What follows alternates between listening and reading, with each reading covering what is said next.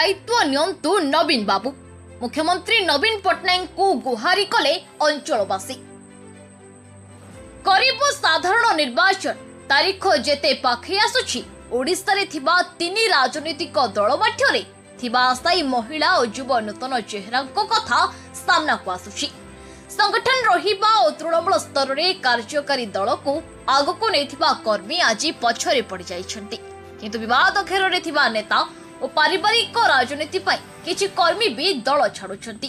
एभली क्षेत्र निमापड़ारु आसीथिबा बिजु जनता दल लड़ुआ नेत्री श्रीमती सुजाता स्वाई को दल टिकेट देउ बोली शह शह कर्मी शंख भवन रे पहुंचवा सह एने स्वर उठाइछन्ति।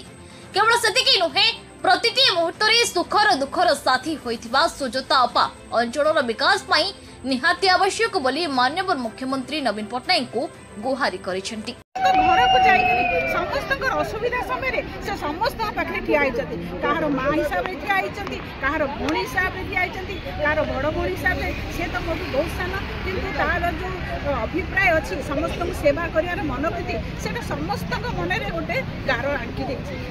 समस्ते भौणी मैंने आम चाहूँ सी केमती नवीन बाबू केमती टिकट दिंतु, सी आमर लोक प्रतिनिधि विधायक से केमती आम लोक प्रतिनिधि की आसू आम से आसिकले आम समस्त सुख निश्चय मिल आम निमापड़ार बहुत उन्नति हम आम बहुत आशा और विश्वास अच्छी परी महिला को निश्चय टिकेट दबा उचित। यहीटा आम नवीन बाबू को आम समस्त